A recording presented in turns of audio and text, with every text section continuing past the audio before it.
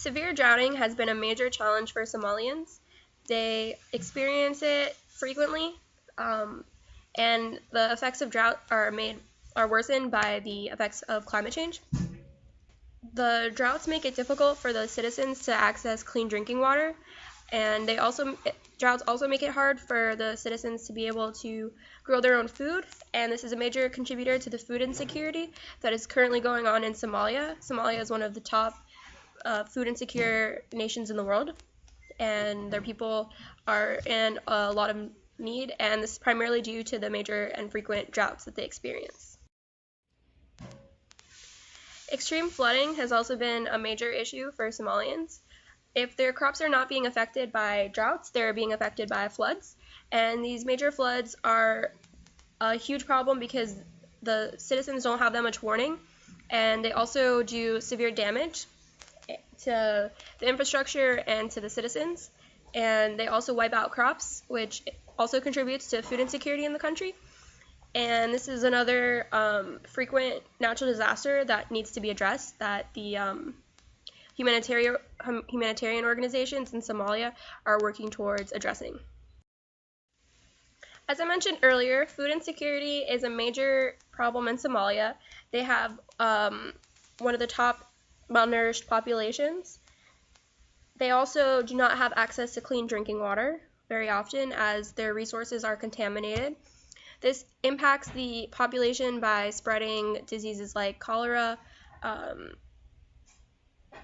malaria, and also just negatively affects the population's health as a general.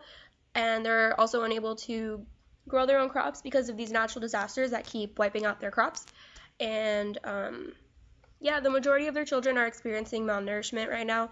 And so the top priority is ensuring that children are able to get food, and a lot of this goes in through schooling programs, where during school hours, humanitarian organizations are able to sponsor food meals for children, which is really important.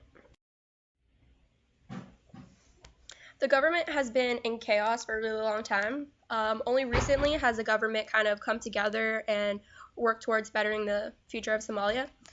2012 was the first time that they had an election in about 60 years, and the prime minister was elected in 2012, but it's still pretty recent, and their government is still working towards stability. So at the moment, they're not able to handle all of these crises that are hitting them at once, and this is why they need humanitarian intervention. The three predominant organizations that have a presence in Somalia are the World Health Organization, OCHA, and the International Red Cross. And the World Health Organization has been providing vaccines for malaria and ensuring that the public has access to proper medical care. So they do a lot of pop-up clinics where they're able to vaccinate the population, as well as provide emergency medical treatment if necessary. The Red Cross also has been making plans for the effects of El Nino on Somalia and the different types of natural disasters that will happen as a result. And OCHA really has the strongest presence in Somalia. They make a yearly humanitarian response plan where they address different issues in Somalia and have a very large budget in which they allocate different funds to different areas of need in Somalia. Some of these areas include proper sanitation, access to food, proper flood warnings and drought warnings, and they also teach people in the population how to grow foods during times of drought, the proper foods during the proper times of the year, and also assist with the economy and aiding in trades. So they really have had a great impact on Somalia. Some of the obstacles that they face are unstable governments, lack of resources, and attacks on humanitarian agents. Their government has been unstable for a while and is becoming more and more stable, but it's not yet where it needs to be. So this is an obstacle in their response and emergency management within Somalia. They're also a really impoverished country, so they don't have all the resources that they need in order to properly tend to their population. And there have been a lot of cases of attacks on humanitarian representatives.